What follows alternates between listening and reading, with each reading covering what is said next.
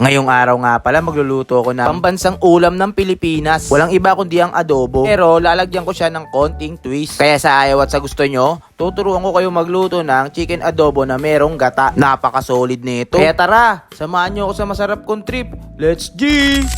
Simulan ko lang syempre sa ating paghiwa ng ating mga aromatics. Minins ko lang ang ating bawang at isusunod ko na rin ang ating sibuyas. Hihiwain ko lang din siya ng maliliit na parte. Alam nyo ba, ang salitang adobo ay hango sa salitang Espanyol na adobar, na ang ibig sabihin ay marinade. Isa sa mga sinaunang pamamaraan para ma-preserve nila ang kanilang mga pagkain. Galing ko, no?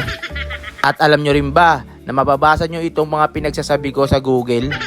Kala mo malakuya Kim na talaga no? O siya, balik tayo sa ating niluluto. Inuno ko lang isa lang yung mga taba ng manok para magmantika katulad niyan. At nung nagmantika na, inilagay ko na ang ating mga manok. Inugasan ko nga rin pala yung mga manok natin bago ko inilagay dyan. Hindi ko lang naipakita sa inyo. Kung ayaw mo maniwala, edi wag. Bali, pinabrown ko lang ang ating manok dyan ng mga ilang minuto. Tapos, isi-set aside natin yan. Tapos, magbabawas din ako ng mantika kasi masyadong marami. After kong bawasan yung mantika, nagisa na ako ng bawang at sibuyas. Okay, next, ibabalik na natin ang ating manok. Sasangkutsayin na natin siya dyan kasama ng ating mga aromatics para medyo mabawasan ng kanyang langsa. Kayo, anong ulam nyo? Comment nyo naman dyan para meron akong idea sa susunod na lulutuin ko. Naglagay na nga rin pala ako ng isang sachet na bawang na crack. Paminta pala.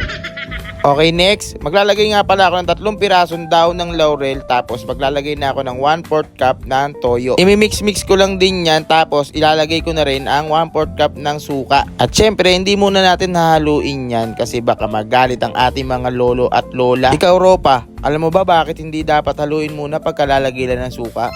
Naglagay nga rin pala ako ng 2 pirasong siril na buyo. Optional lang naman to kung gusto nyo na namangang. Nag-add nga rin pala ako ng pangalawang piga ng gata para hindi gano'ng maalat. At pamintang buo, mga 20 pieces. Papakulong ko muna siya ng ilang minuto. At after ng ilang minutong pagpapakulo, kumukulo na siya. Bali, maglalagay nga rin pala ako ng brown sugar. Formy sa gusto nyo kung gaano kadami. And after that, maglalagay na nga rin pala ako ng purong gata. Imimix-mix ko nga lang din pala yan para maghalo-halo na yung mga pinaglalagay ko dyan. Tapos wala na akong gagawin kung hindi maghintay. Hindi maghintay maghintay. Puro talaga kayo kalokohan Ropa, kung umabot ka sa punto na to, ito na yung pinakamagandang pagkakataon para i-follow mo ako.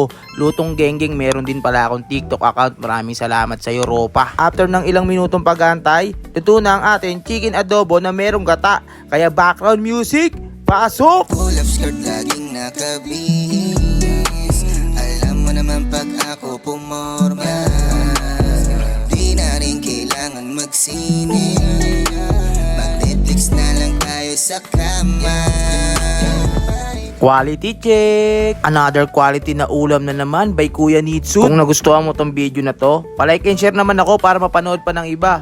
O siya, paano? Hanggang dito na lang. God bless you all.